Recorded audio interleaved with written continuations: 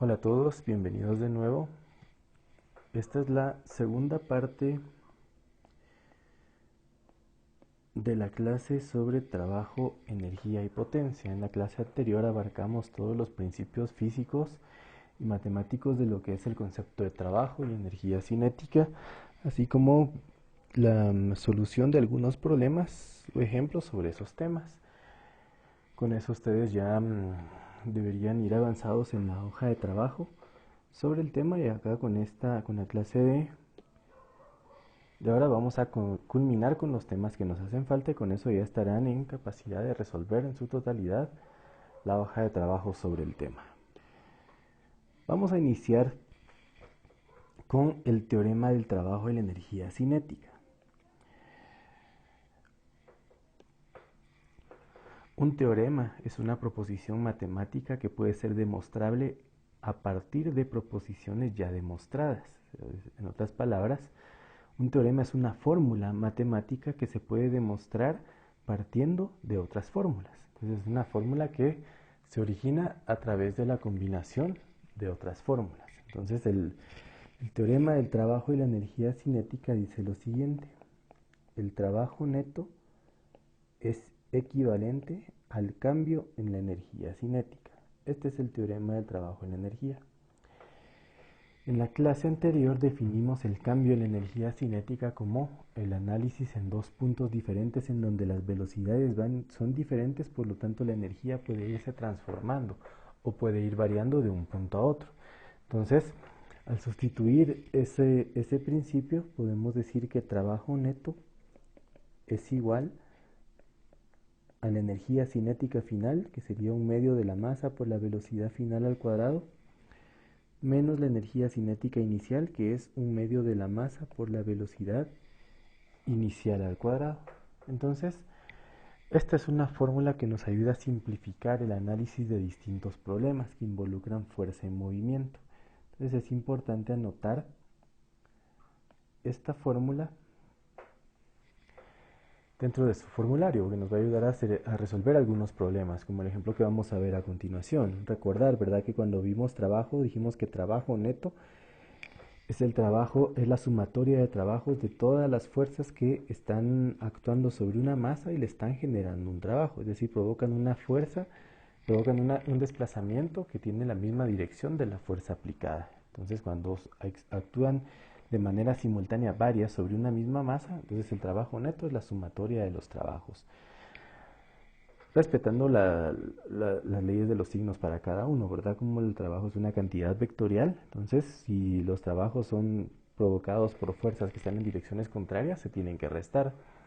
Pero si son generados por fuerzas que tienen la misma dirección, entonces se tienen que sumar. Pero eso va a depender de la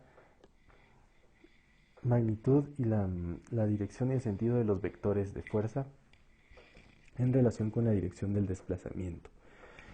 Muy bien, entonces veamos este ejercicio. Dice: el conductor de un automóvil de 1000 kilogramos viaja de un estado a otro a 35 metros por segundo. Repentinamente pisa el freno para evitar golpear un segundo vehículo frente a él que se encuentra en reposo. Después de que los frenos son aplicados, una fuerza de fricción constante de 8000 newtons actúa sobre el automóvil. Pregunta 1. ¿A qué distancia mínima deben aplicarse los frenos para evitar una colisión con el otro vehículo? Pregunta 2. Si la distancia inicial entre los dos vehículos es de 30 metros, ¿con qué velocidad se presentaría la colisión? Bueno, hay que tratar de comprender este problema, ¿verdad? Está viajando un automóvil, vamos a asumir que está viajando en línea recta. Acá está la carretera, aquí está un automóvil que viene viajando con una velocidad igual a, vamos a ver, 35 metros por segundo. Este automóvil tiene una masa igual a 1000 kilogramos. Dice que repentinamente pisa el freno porque viene moviéndose a esta velocidad, pero en eso ve a otro automóvil a la distancia que se encuentra en reposo. Este está en reposo, no se está moviendo. Eso significa que su velocidad es igual a cero. Eso lo pueden haber experimentado ustedes en algún momento, ¿verdad? Manejando un vehículo y de repente salen de una curva o algo así, ven que un automóvil está a mitad de la carretera sin movimientos, lo que la reacción inmediata es pisar el freno, ¿verdad? De manera repentina, para evitar chocar con el automóvil que está enfrente. Esto es lo que hace este automóvil, ¿verdad? El de 1000 kilogramos. Pisa repentinamente el freno para evitar golpear al que se encuentra enfrente. Al aplicar el freno de manera repentina se genera una fuerza de fricción cinética igual a menos 8000 newtons porque está aplicada en dirección contraria al movimiento. ¿Qué es lo que va a hacer esa fuerza de fricción? Va a frenar al auto que venía en movimiento. La pregunta es, ¿cuál es la distancia mínima a la cual deben aplicarse los frenos para evitar la colisión? Es decir, ¿cuántos metros tienen que haber entre los dos automóviles para que en el momento que el automóvil uno pisa el freno de manera repentina se detenga justo antes de golpear al otro? ¿Sí? Tiene que haber una distancia mínima. Esa distancia es la que vamos a calcular en el inciso A. Este problema se podría analizar con diagramas de cuerpo libre, leyes de Newton, etcétera, ¿verdad? Pero llevaría un proceso muy largo. Es más fácil hacerlo con el teorema del trabajo y la energía, tomando en cuenta todas las fuerzas que están actuando sobre el automóvil y cómo va variando la energía cinética conforme se va deteniendo. Esta es la fórmula entonces. Trabajo neto es igual a 1/2 de la masa por la velocidad final al cuadrado menos 1/2 de la masa por la velocidad inicial al cuadrado. La velocidad inicial se conoce, es 35 metros por segundo, pero dice que ¿a qué distancia deben aplicarse los frenos para evitar otra colisión? Es decir, para que el automóvil se detenga. Es decir, el objetivo es que el automóvil llegue al reposo, lo que significa que la velocidad final tiene que ser igual a cero. Y el trabajo neto es el trabajo de todas las fuerzas que están actuando sobre el automóvil. Entonces, en el momento que pisa el freno, el motor ya no está actuando para desplazar el automóvil en la dirección en la que iba. El motor dejó de aplicar fuerza. La única fuerza que está actuando es la fuerza de los frenos, ¿verdad? Que la conocemos, es la fuerza de fricción, que tiene un valor de 8000 newtons en el eje X negativo. Entonces, como trabajo neto, ese es el único trabajo que está generándose y no hay ningún otro trabajo, porque claro, hay una fuerza normal y un peso, pero esos no están generando trabajo, porque están perpendiculares a la dirección del desplazamiento. Entonces eso es una sola fuerza. Y como sabemos que trabajo es fuerza por distancia, pero en este caso el trabajo que hace la fuerza de fricción es igual a la fuerza de fricción por la distancia. Pero esta distancia es la que estamos buscando, la distancia X. ¿Sí?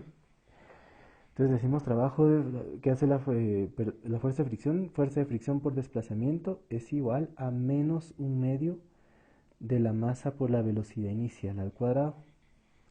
Entonces como estos valores los conocemos, lo único que tenemos que hacer es despejar. Y nos queda distancia es igual a menos 1 sobre masa por velocidad inicial al cuadrado dividido 2 por la fuerza de fricción. ¿Sí? O 1/2 dividido la fuerza de fricción, ¿verdad? No hay una sola forma de hacer este despeje. Entonces acá se sustituyen los datos, el 1 ya no se vuelve a poner porque no altera la expresión, multiplicar por la unidad. La masa del automóvil son 1000 kilogramos, la velocidad inicial al cuadrado, que son los 35 metros por segundo al cuadrado. Acá recordemos que hay un signo negativo y abajo me va a quedar 2 por la fuerza de fricción que también es negativa. Entonces al dividir estos dos negativos me va a dar una distancia positiva. Aproximadamente 76.56 metros. ¿Sí? Esa entonces es la respuesta del inciso A. ¿A qué distancia mínima deben aplicarse los frenos para evitar la colisión? Esa distancia es 76.56 metros. ¿Sí? Después, si se pasan los 76.56 metros, es seguro que va a haber una colisión, va a haber un choque. Para evitar que haya choque y que el automóvil se detenga justo antes de chocar con el otro, esa distancia de frenado tiene que ser por lo menos 76.56 metros. Entonces eso nos lleva al inciso B. Dice, si la distancia inicial entre los dos vehículos es 30 metros. Entonces, ¿qué nos está dando a entender esto? El inciso B, la distancia inicial o X es igual a 30 metros. ¿Hay choque o no hay choque? Sí hay choque, porque 30 metros es mucho menor que 76.56. Esta es la distancia que se requiere para que no haya choque. Pero como 30 metros es menor, entonces sí habrá choque. Entonces lo que nos pregunta el problema acá es a qué velocidad se presenta la colisión. O sea, qué velocidad va a llevar el automóvil 1 cuando choque con el otro. Aplicamos la misma fórmula, ¿sí? Trabajo neto es igual a 1/2 de la masa por la velocidad final al cuadrado menos 1/2 de la masa por la velocidad inicial al cuadrado. La fuerza de fricción sigue siendo la de 8000 newtons, solo que ahora la distancia es conocida, 30 metros. ¿Cuál es la variable que no conocemos ahora? La velocidad final. Entonces de esta fórmula hay que despejar la velocidad final. Tomando en cuenta que trabajo neto, ya no voy a poner trabajo neto porque sabemos que trabajo neto es fuerza de fricción por la distancia. Y acá está, ustedes pueden hacer todo el despeje paso por paso y les va a quedar así. Velocidad final es igual a la raíz cuadrada de la fuerza de fricción multiplicada por la distancia más 1/2 de la masa por la velocidad inicial al cuadrado dividido 1/2 de la masa. Hay que recordar acá que la fuerza de fricción tiene un valor negativo, hay que tomar en cuenta esto. Menos 8000 por la distancia, que son 30 metros. Aquí en la pantalla ya no me cabe, pero es más 1/2 de la masa, que son 1000 kilogramos. A ver, con puntos suspensivos. 1/2 de 1000 kilogramos por la velocidad inicial, que son 35 metros por segundo. Eso se eleva al cuadrado. Y esto se divide entre 1/2 de la masa, que son 1000 kilogramos. Entonces, al ingresar cuidadosamente todo eso en la calculadora, vamos a llegar a un valor de velocidad final igual a 27.29 metros por segundo. ¿Sí? Que sí es lógico que sea un valor menor a 35, porque la velocidad inicial eran 35 metros por segundo, pero como está frenando, pero apenas logró recorrer 30 metros, menos de la mitad de la distancia requerida, entonces la velocidad no ha bajado mucho, está en 7.29 metros por segundo. A esa velocidad se va a presentar la colisión entre los dos vehículos, ¿sí? Entonces es un problema que si nosotros nos enfocamos únicamente en conceptos de fuerza y movimiento, como las leyes de Newton, se nos puede complicar un poco el procedimiento, ¿verdad? Por el número de variables. Pero si aplicamos este principio del teorema del trabajo y la energía, entonces va a ser mucho más fácil por la fórmula que ya involucra todo esto. Entonces, traten de resolverlo ustedes por su cuenta y ahí por ahí en la hoja de trabajo hay un problema muy parecido a este, que es de un beisbolista. Entonces, verifíquenlo y cuando lleguen a él van a saber que tienen que utilizar el teorema del trabajo y la energía para la solución.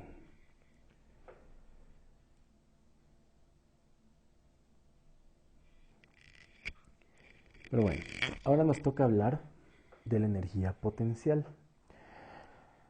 La característica general de la energía cinética es aquella que posee un cuerpo debido a su movimiento.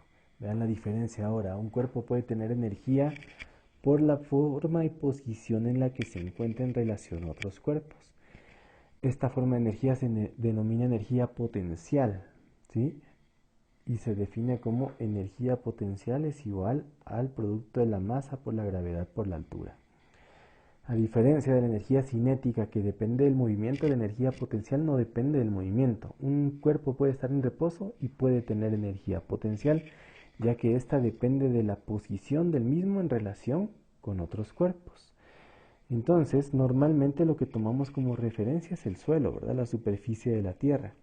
Si un objeto está sobre la superficie de la Tierra, tiene una altura cero. Y al tener una altura cero, no va a tener energía potencial.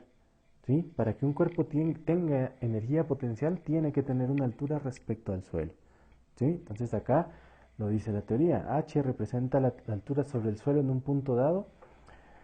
La gravedad es el valor que ya conocemos de 9.8 metros por segundo al cuadrado y m es la masa del cuerpo. Entonces, conociendo la masa y la altura del cuerpo podemos encontrar la energía potencial del mismo. Acá esta gráfica que está en la parte inferior izquierda, la energía potencial que tiene la pelota. Que de hecho el punto de referencia es el suelo. Pero si tanto la persona como la pelota están a una altura determinada, entonces ambas tienen energía potencial. Cuando la pelota es soltada del reposo y empieza a caer, la energía potencial va disminuyendo, porque conforme la altura disminuye, la energía potencial disminuye. Pero como pasa de una velocidad a cero, de cero a una velocidad mayor, entonces ya va adquiriendo energía cinética. Entonces conforme la energía potencial disminuye, aumenta la energía cinética. Entonces aquí es donde confirmamos ese concepto que habíamos hablado en la clase anterior. La energía se transforma de un tipo a otro, pero no se destruye, no desaparece, si solo se transforma de un tipo a otro. Entonces ahora vamos a ver un par de ejemplos sobre energía potencial para que ustedes puedan observar que es un concepto un poco más sencillo que la energía cinética, porque la fórmula es bastante simple. Dice que energía potencial posee un clavadista de 70 kilogramos situado a una altura de 20 metros sobre el nivel del agua. Entonces acá el problema nos habla de una masa igual a 70 kilogramos y una altura igual a 20 metros sobre el nivel del agua, ¿verdad? Nuestro punto de referencia sería el nivel del agua. Entonces, ¿cuál es la energía potencial? Aquí sencillamente aplicamos la fórmula. Energía potencial es igual a masa por gravedad por altura, en donde ya conocemos los datos. La masa 70, la proporción del problema, la gravedad sabemos que es 9.8 y la altura es 20 metros. Entonces esto nos da una energía potencial igual a 13.720. ¿De qué estamos hablando acá? Si multiplicamos masa, kilogramos por gravedad, metros por segundos al cuadrado, por altura, metros, ¿qué obtenemos? Sabemos que de kilogramos metros por segundos al cuadrado obtenemos newtons y de newtons por metros obtenemos joules. Entonces, la energía, ya sea potencial, cinética o mecánica, la vamos a medir en joules. Esta sería la respuesta. Pueden observar que es bastante simple, ¿verdad? Únicamente multiplicar la masa por la gravedad por la altura. Y se obtiene la energía potencial. Pasemos a este otro problema. Vean, dice, una esquiadora de 55 kilogramos de masa está situada en la parte superior de una pendiente.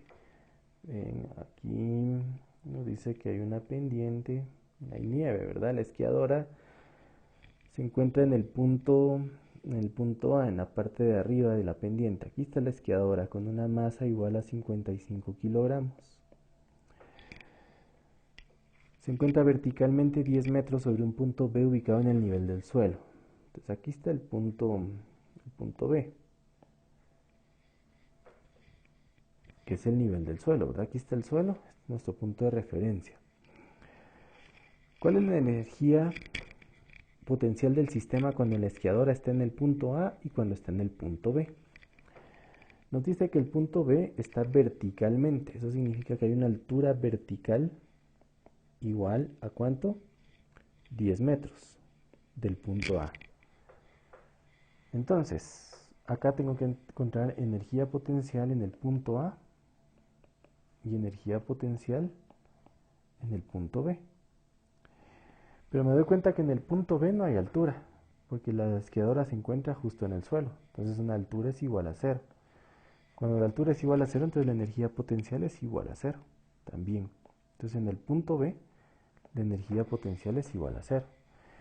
En el punto A, la energía potencial va a ser la masa por la gravedad por la altura. La masa de la esquiadora la conocemos, 55 kilogramos, la gravedad 9.8 y la altura son 10 metros. Alguien podría preguntarse por qué no se toma la altura que hay como la distancia entre el punto A y el punto B. porque esa no es en realidad la altura. La altura lo que representa es una distancia vertical. Entonces la altura que nosotros vamos a utilizar en la energía potencial siempre tiene que ser la distancia vertical entre los dos puntos. Entonces esta distancia nos dice el problema que es de 10 metros. Sería la altura del triángulo, ¿verdad? No podemos encontrar, si aquí se forma un triángulo rectángulo, no puede ser la hipotenusa, porque esa no es una altura. La altura tiene que ser siempre vertical. Entonces ahora podemos encontrar la energía potencial en el punto A. Y equivale a 5390 joules también. Esa es la altura, perdón, esa es la energía potencial de la esquiadora en el punto A. Entonces es un problema que podemos analizar también en función de la altura para obtener una energía potencial.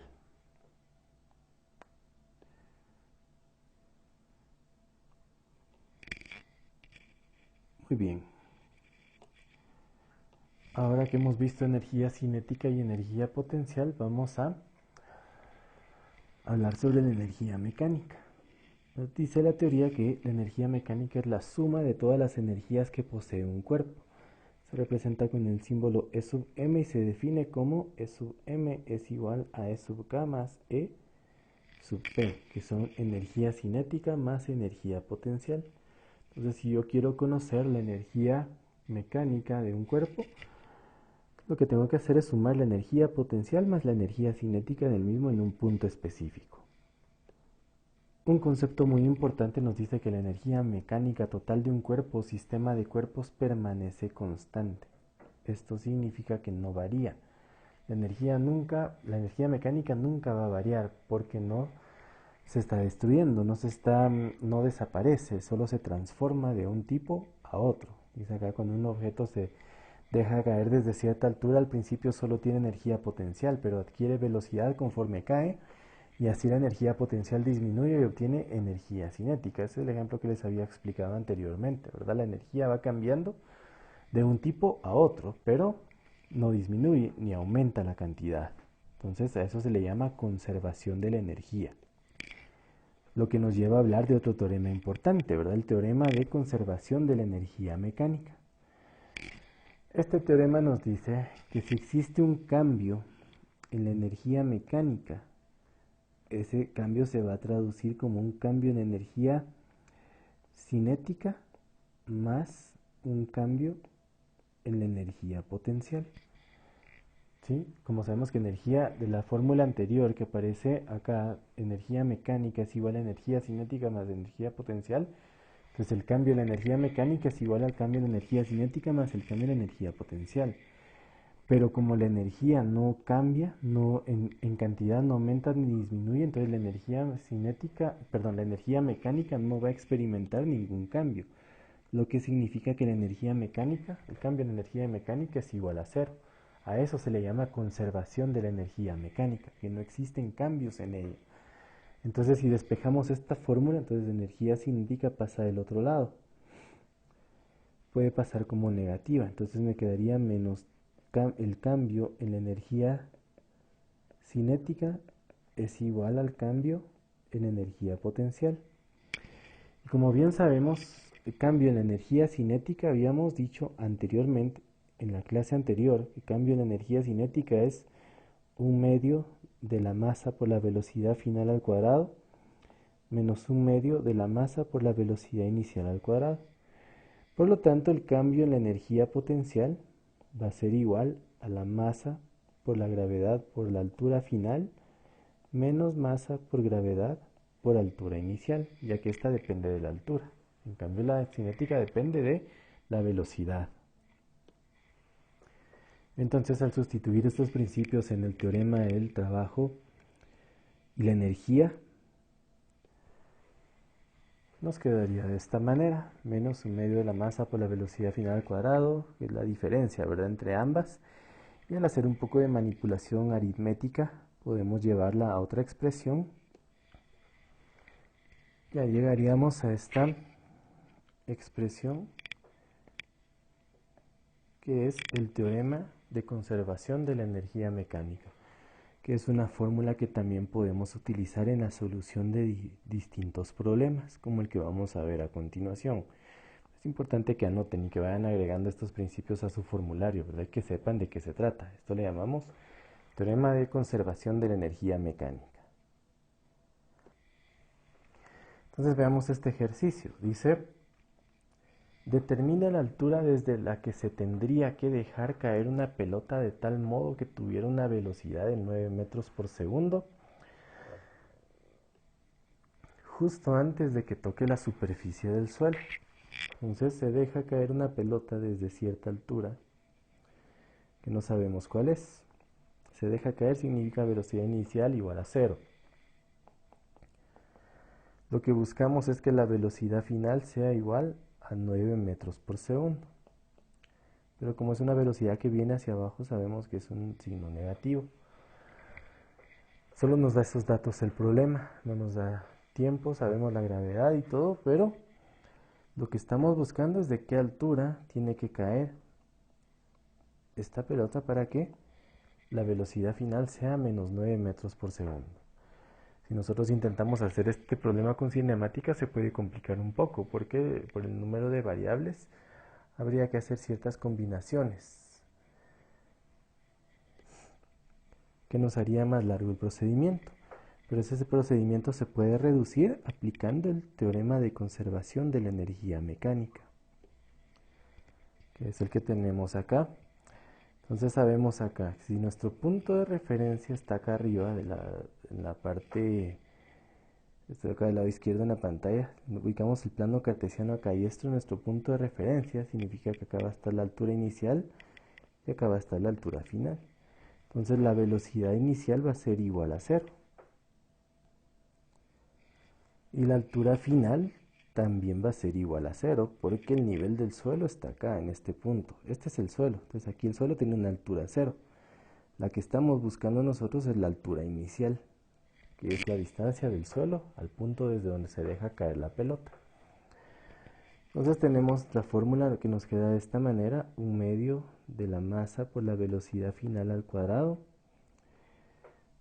es igual a masa por gravedad por altura inicial, donde queremos despejar la altura inicial. Entonces nos quedaría 1/2 de la masa por la velocidad final al cuadrado dividido la masa por la gravedad es igual a la altura inicial, que es lo que estamos buscando. Entonces aquí el problema no nos proporciona la masa, pero nos damos cuenta que no es necesaria porque masa dividido masa se anulan.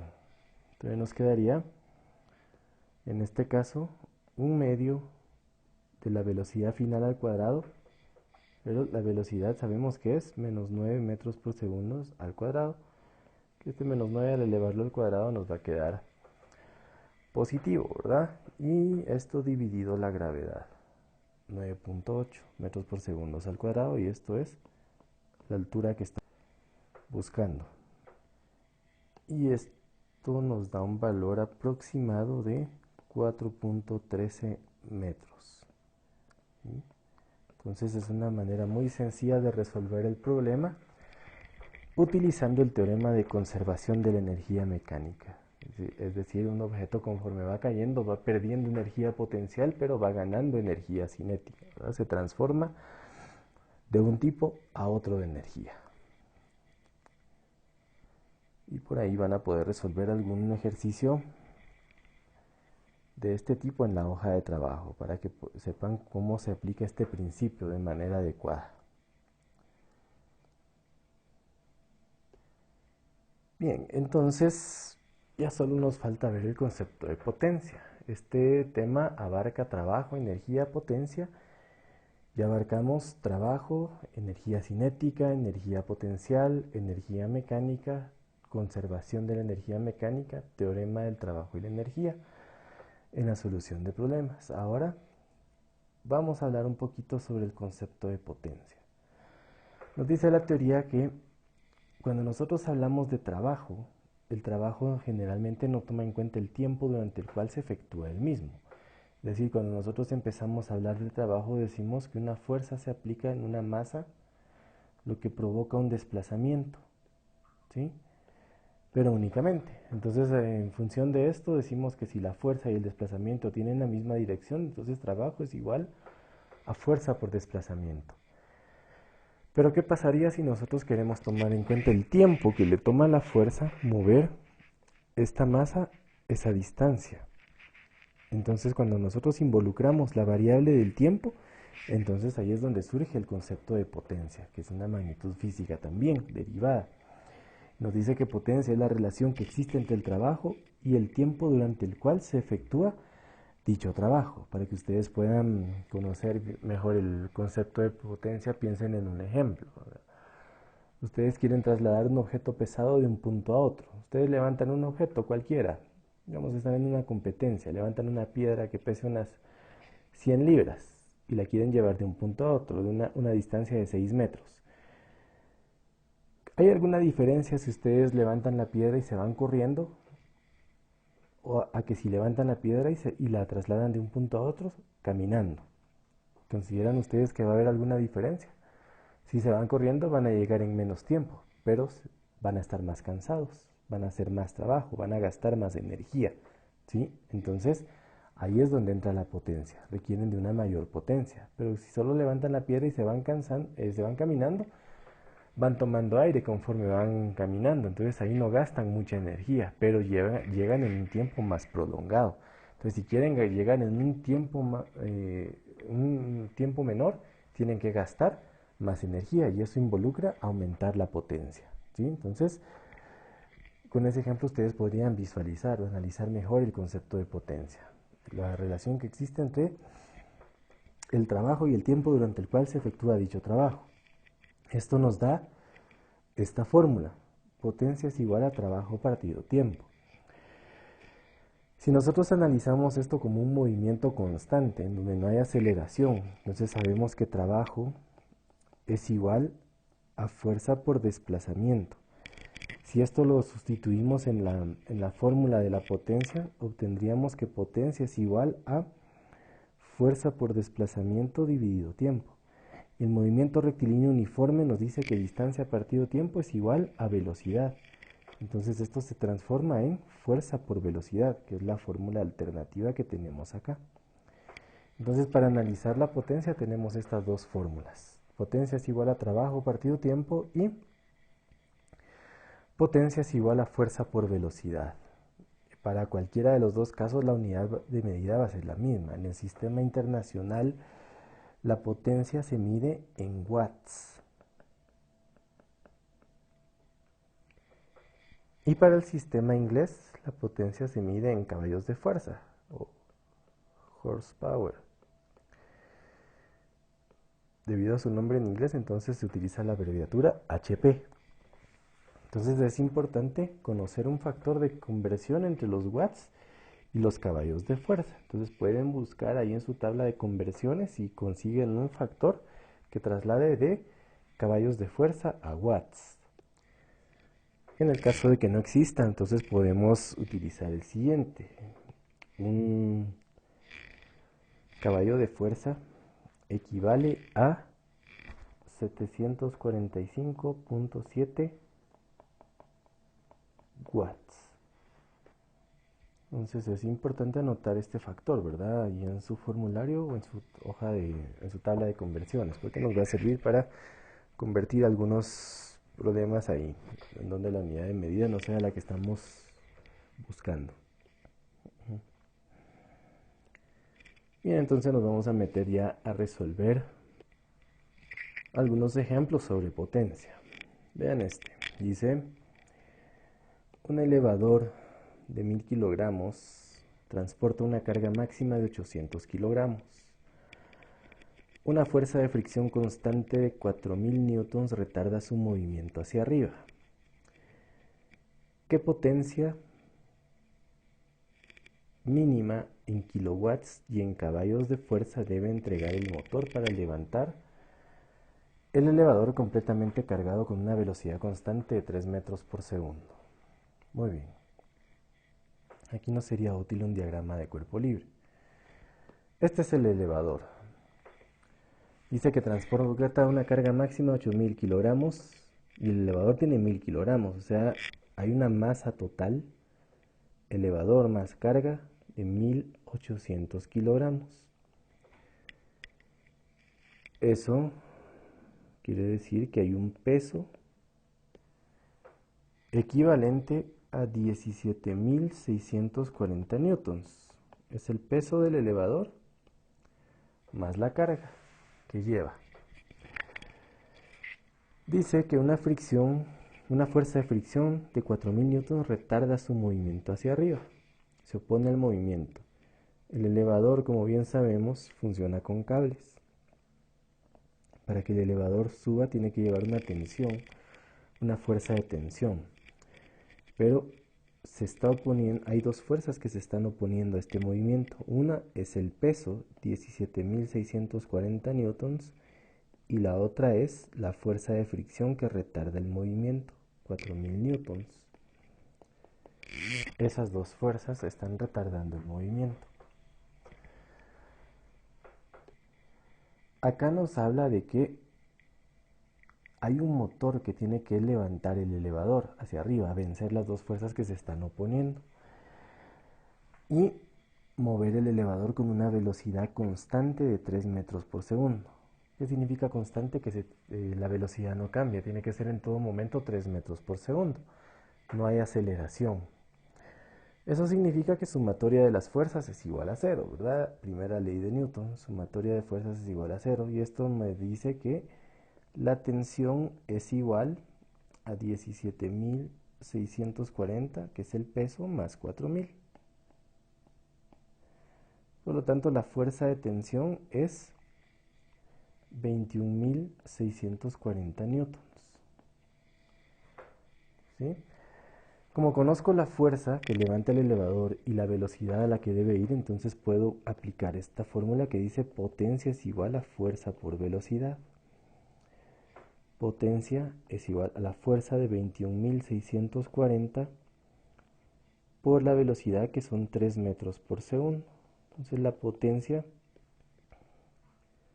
tiene un valor de 64.920, pero acá estamos en sistema internacional, watts.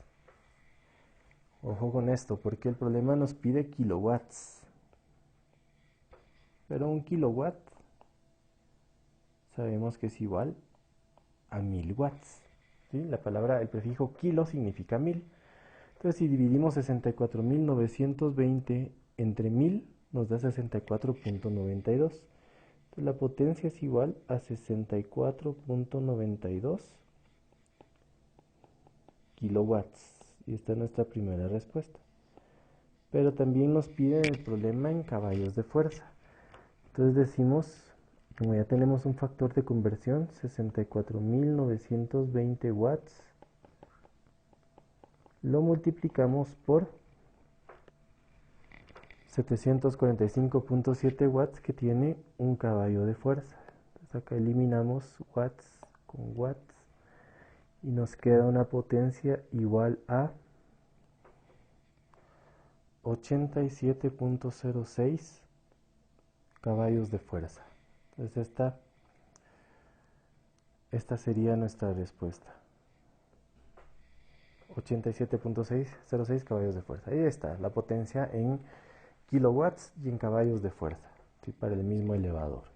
Entonces es importante saber cuál de las fórmulas usar. Acá es más fácil la de fuerza por velocidad, pero en algunos problemas puede que sea más fácil utilizar la fórmula de trabajo partido tiempo.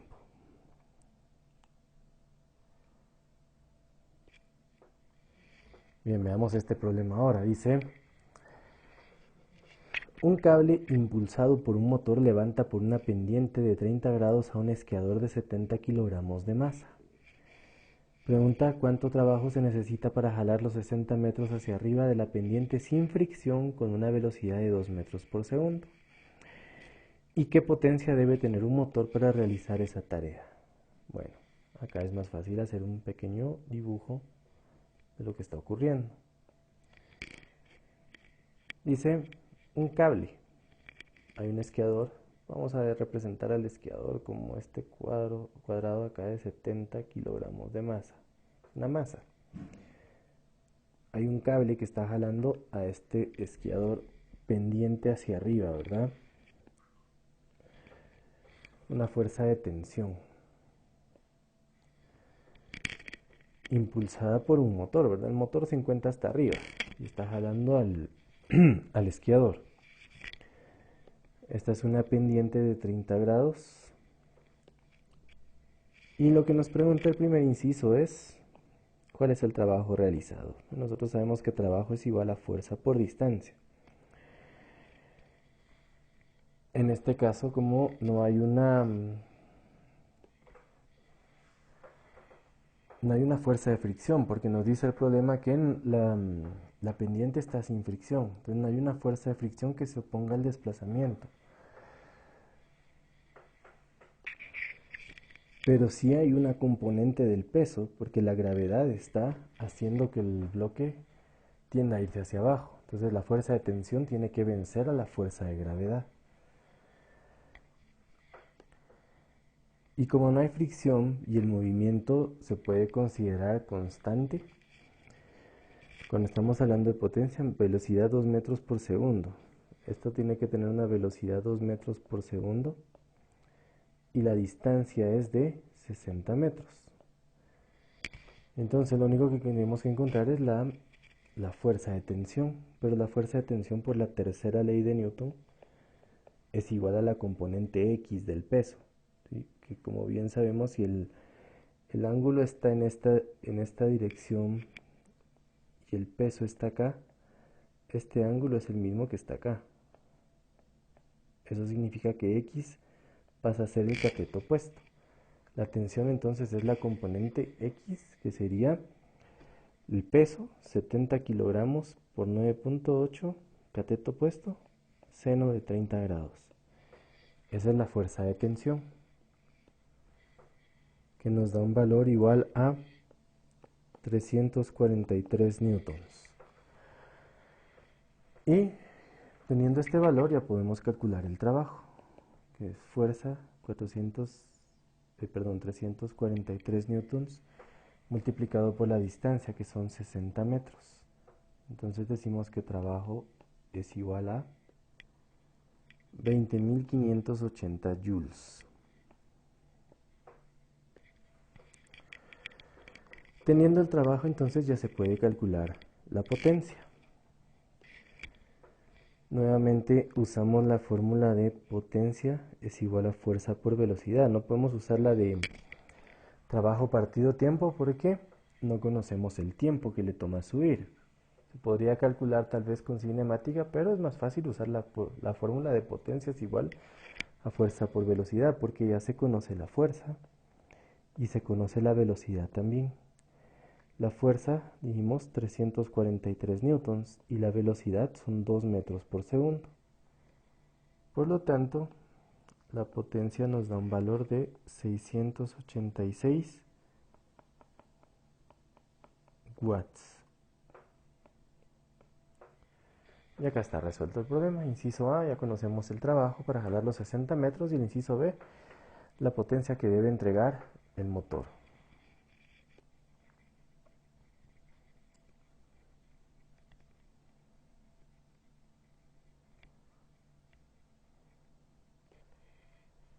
Ok, y ahora vamos a ver un problema en donde se combinan todos estos conceptos, porque no es casualidad que se enseñe trabajo, energía y potencia como parte de un mismo tema, sino que estos tres conceptos tienen una relación y se pueden relacionar matemáticamente para resolver problemas como el que se muestra acá en la pantalla. Dice, mientras una persona corre, disipa casi 0.6 joules de energía mecánica por cada paso por kilogramo de masa en el cuerpo.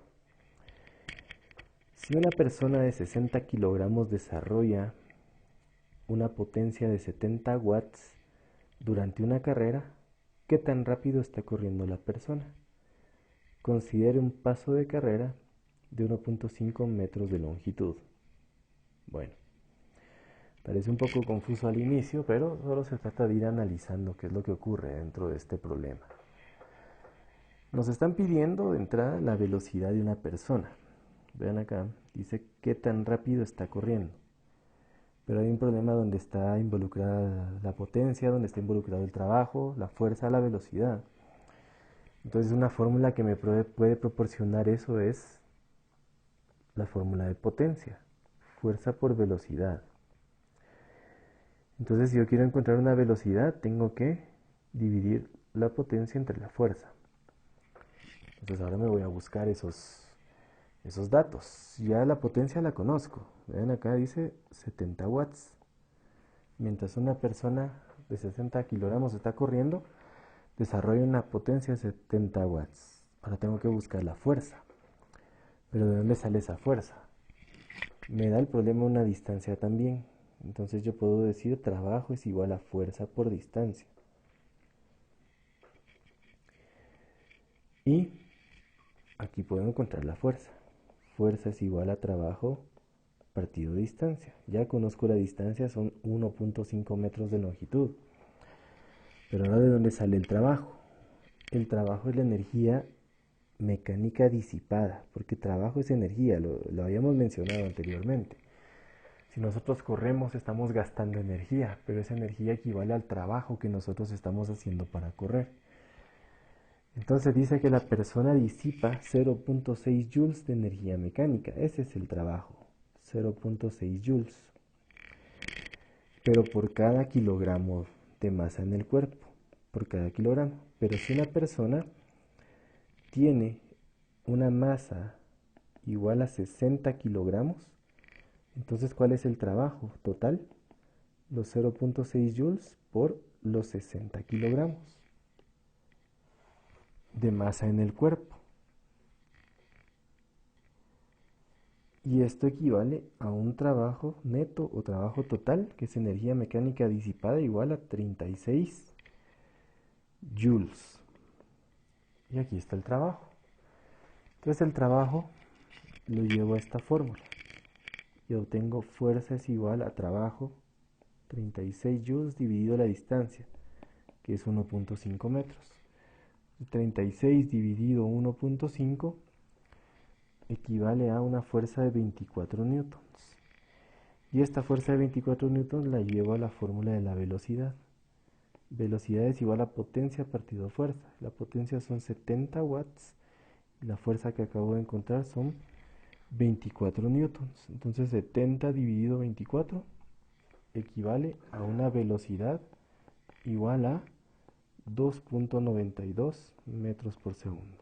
¿Sí? Es una velocidad pequeña, ¿verdad? Relativamente, porque es una persona que está corriendo a casi 3 metros en un segundo. O sea, no está corriendo tan despacio tampoco, ¿verdad? Para hacer una carrera, una velocidad considerablemente rápida. Entonces, es un problema que se resuelve combinando casi todos estos conceptos, trabajo, energía y potencia. ¿Sí? Van a haber problemas en donde tenemos que combinar esto a través de las distintas fórmulas que nos proporciona cada uno de estos conceptos físicos. Entonces es muy importante comprender y dominar cada uno de ellos.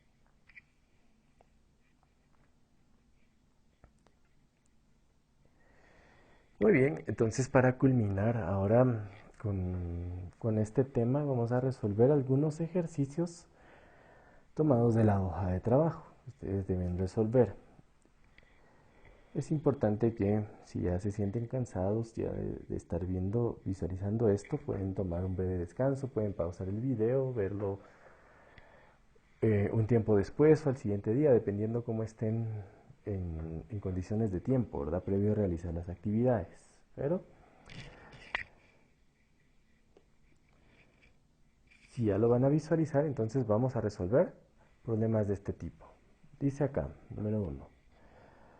Partiendo del reposo, un bloque de 5 kilogramos se desliza 2.5 metros hacia abajo sobre un plano rugoso inclinado 30 grados. El coeficiente de fricción entre la superficie del bloque es 0.436. Determina el trabajo neto realizado por cada una de las fuerzas que actúan sobre el bloque. Vamos a dibujar todo. Acá está el plano inclinado que nos dice el problema, que es 30 grados. Es una superficie rugosa, lo que significa que hay fricción cinética. Y el coeficiente es 0.436. El bloque es una masa de 5 kilogramos que se desliza porque nos da un deslizamiento, una distancia igual a 2.5 metros. ¿Cuántas fuerzas están actuando y cuáles realizan trabajo? Acá con color verde voy a poner las que no realizan trabajo, que son la fuerza normal y la componente Y del peso, porque aquí hacemos una rotación de ejes, el peso en Y. Este no genera trabajo. Acá está el eje X y acá está el eje Y. ¿Cuáles son las fuerzas entonces que generan trabajo? Las voy a poner con azul. La componente del peso que desliza el bloque hacia abajo, la gravedad, que por el ángulo de inclinación de 30 grados sabemos que ese ángulo está en esta misma posición y automáticamente se convierte en el seno del ángulo porque es el cateto opuesto. Entonces el peso sería 5 por 9.8 por el seno de 30 grados. Esa es la fuerza que está generando trabajo en la dirección del eje X negativo. ¿Y qué fuerza se está oponiendo a esta? La fuerza de fricción cinética, que en este caso la voy a poner en el eje X positivo. Si hubiéramos dibujado el bloque al revés, entonces la fuerza de fricción sería negativa y la del peso sería positiva, ¿verdad? Pero por la forma como lo dibujé, está bien. Al final la respuesta va a ser la misma, ¿verdad? El trabajo neto. Entonces hay dos fuerzas que generan trabajo y el trabajo neto es la suma de estos trabajos. El trabajo que provoca el peso es igual a menos la fuerza, que sería menos 5 por 9.8 por el seno de 30 grados, por la distancia, que ya la conocemos que son 2.5 metros. Entonces el trabajo que hace el peso es igual a menos 61.25 joules. Ese es el trabajo que hace el peso. El trabajo que hace la fuerza de fricción es igual a la fuerza de fricción por el desplazamiento, que en este caso es positiva. Entonces, ¿cuál es la fuerza de fricción? Acá nos vamos a la tercera ley de Newton, principio de acción y reacción, o perdón, al concepto de no podemos usar acción y reacción porque hay más fuerzas involucradas. Fuerza de fricción cinética es igual al coeficiente de la fuerza normal. Pero la fuerza normal sí sabemos por tercera ley de Newton que es la componente Y del peso, que sería 5 por 9.8 por el coseno de 30 grados. Por lo tanto, la fuerza de fricción cinética es el coeficiente de fricción 0.436 por 5 por 9.8 coseno de 30 grados, que es la fuerza normal. Entonces la fuerza de fricción cinética es igual a 18.5 joules. Esta sí es positiva. Entonces el trabajo, regresando acá a la fórmula que hace la fuerza de fricción, es igual a la fuerza de fricción 18.5 joules por la distancia, que son 2.5 metros. Decimos que el trabajo que hace la fuerza de fricción es igual a 46.25 joules. Ya tenemos los dos trabajos. Entonces ahora el trabajo neto, que es lo que nos pide el problema, es la sumatoria de los trabajos, pero con su signo.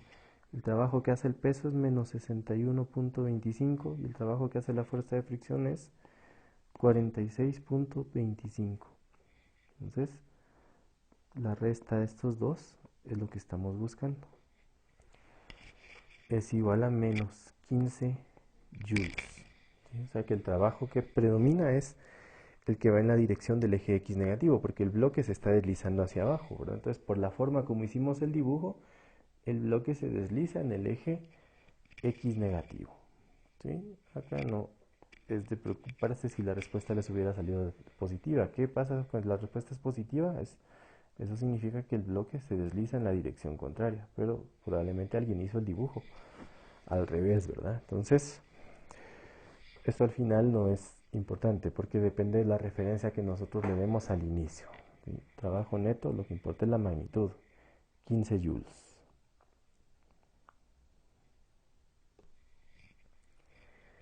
Veamos este otro problema.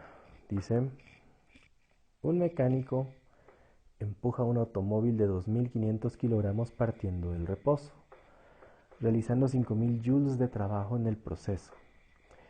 En ese tiempo el automóvil se traslada a 25 metros. Ignorando la fricción entre el automóvil y el camino, determine la velocidad que alcanza y la fuerza ejercida por el mecánico para desplazarlo. Bueno, es más fácil hacer un diagrama. No vamos a dibujar el auto, vamos a ponerlo solo como un bloque, ¿verdad?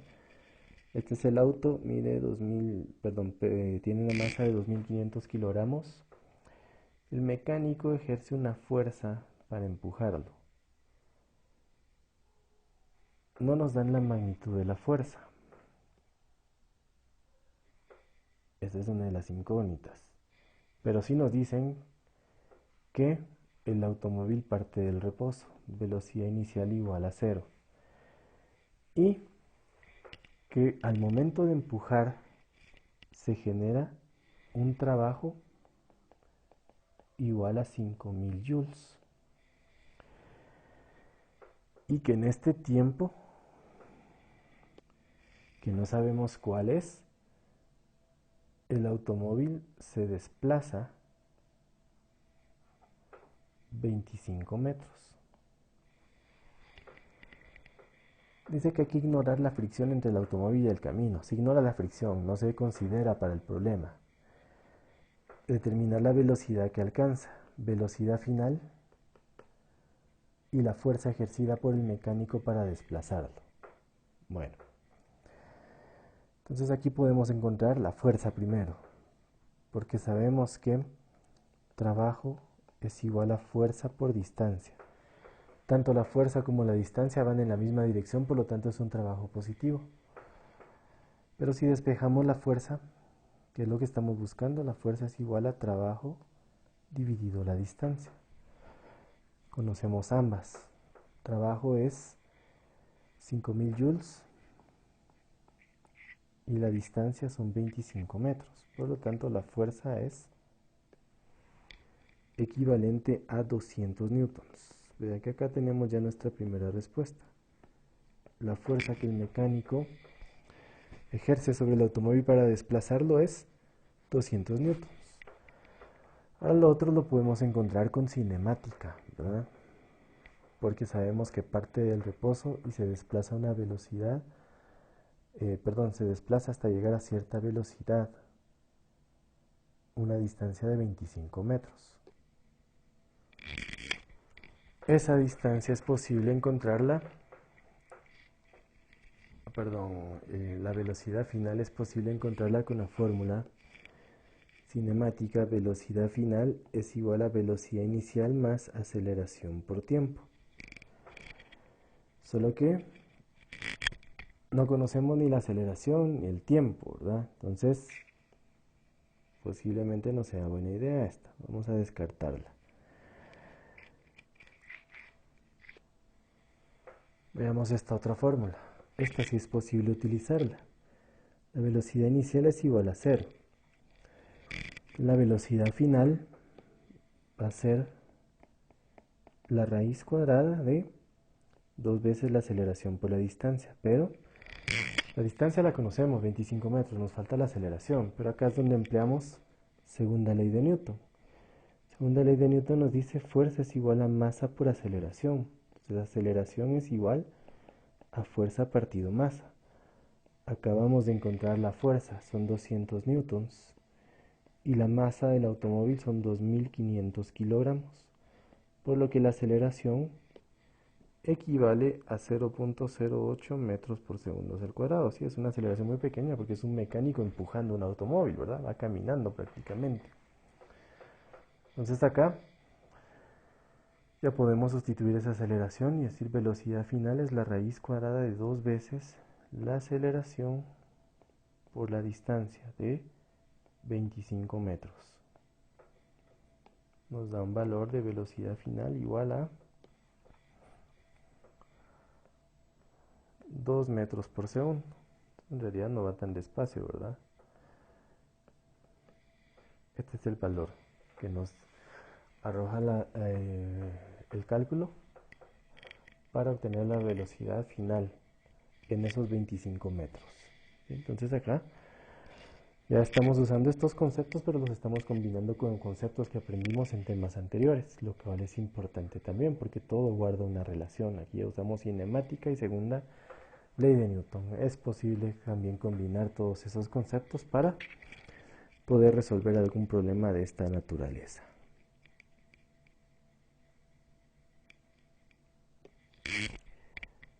Bien, veamos este problema ahora de energía potencial.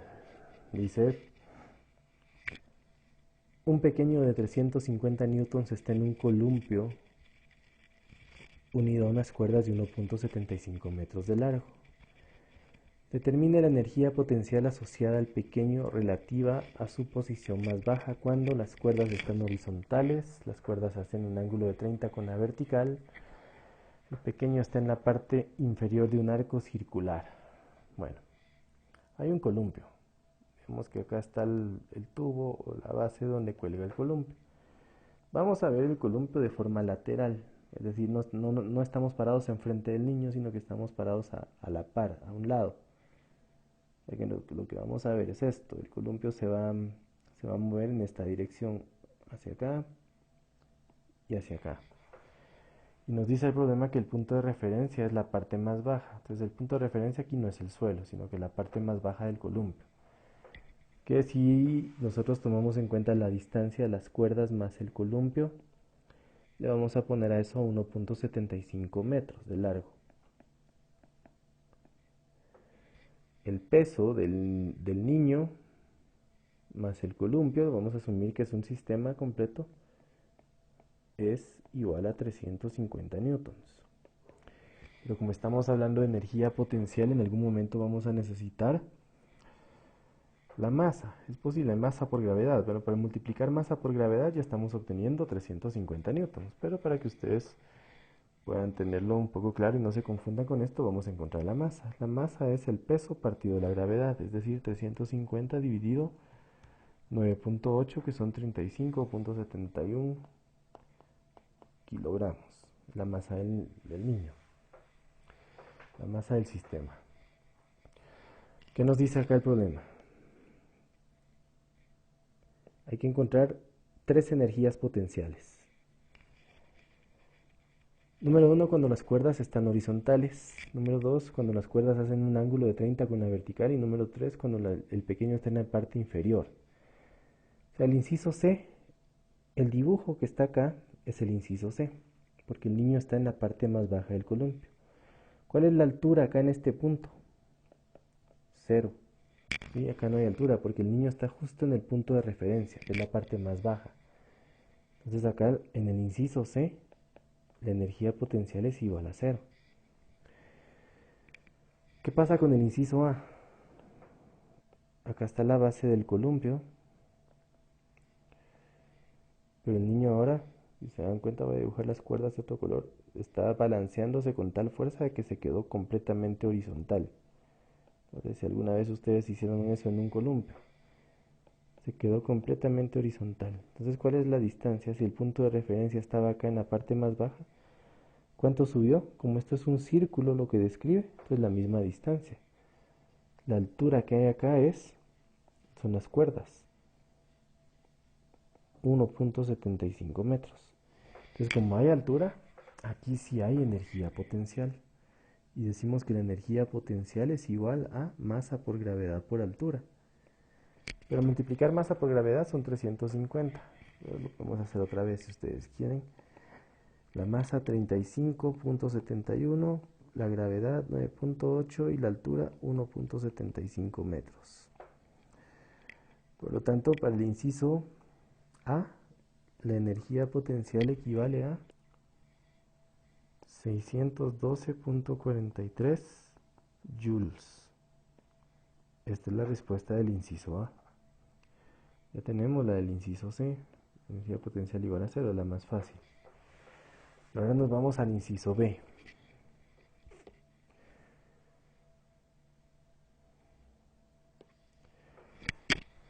¿Qué pasa en el inciso B? Acá dice que las cuerdas hacen un ángulo de 30 con la vertical. Acá está la base del columpio nuevamente. Pero ahora el columpio no está completamente horizontal y tampoco está completamente vertical. Ni horizontal ni vertical. El columpio está haciendo un ángulo de 30 grados. Acá está el columpio. El punto de referencia sigue siendo el suelo, hasta abajo, pero el columpio ahora está, bueno, no el suelo, sino el punto más bajo del columpio. Acá el columpio estaba en su punto más bajo, pero ahora al girar 30 grados. ¿Será que tiene energía potencial ahí? ¿En ese punto? Sí la tiene, porque hay un pedacito acá que es una altura pequeñita. Esa altura es la que vamos a usar para la energía potencial. ¿Y cómo encontramos esa altura h? Con trigonometría y geometría, ¿verdad? A 1.75 metros le tenemos que restar esta componente. Cuando las cuerdas hacen esto, lo que forman es un triángulo rectángulo, cuya hipotenusa es el largo del columpio y los catetos están acá. Entonces la componente que está de este lado, donde voy a poner una y, es 1.75 por coseno de 30 grados. Y ese pedazo se lo resto a 1.75 y obtengo la altura h.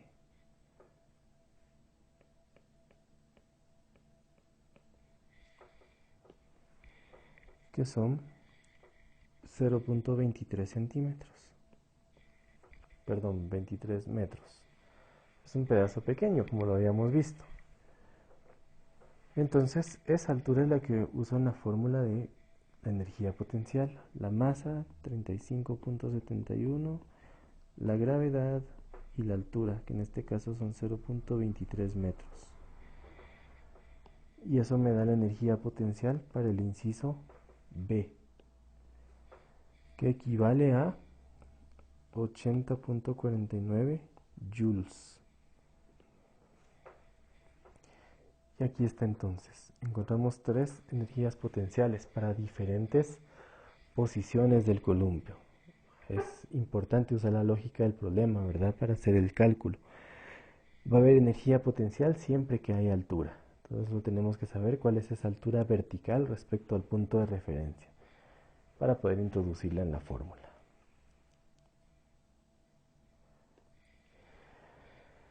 Y para culminar con este tema, entonces vamos a hacer un último problema. Vean, lo dice un piano de 3.5 kilonewtons. Ojo con esto, peso 3.5 kilonewtons equivale a ¿cuánto? A 3.500 newtons de peso. Es levantado por 3 trabajadores con velocidad constante hasta un departamento a una altura de 25 metros sobre el nivel de la calle, utilizando un sistema de polea sostenido en el techo del edificio. Cada trabajador es capaz de entregar 165 watts de potencia y la eficiencia de las poleas es 75%, de tal modo que 25% de la energía mecánica se pierde debido a la fricción de la polea. Ignorando la masa de la polea, determina el tiempo requerido para levantar el piano desde la calle hasta el departamento. Tiempo. O sea, están levantando el piano a través de un sistema de 3 poleas. Pueden hacer un dibujo que describa el problema o resolverlo solo analizando la teoría. Dice acá que hay 3 trabajadores. Cada trabajador entrega una potencia de 165 watts por trabajador. Entonces esto lo tengo que multiplicar por 3 y obtengo la potencia total, que es 165 por 3, 495 watts de potencia.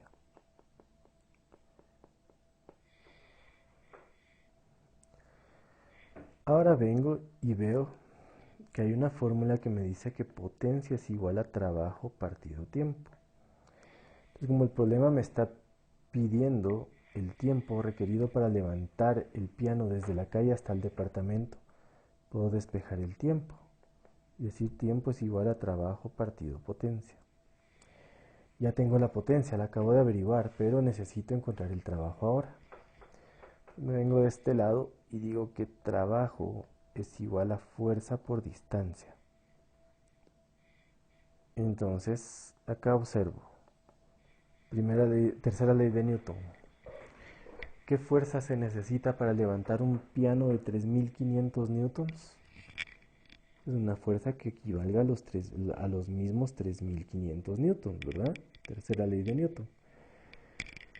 Y la distancia es 25 metros. Entonces el trabajo es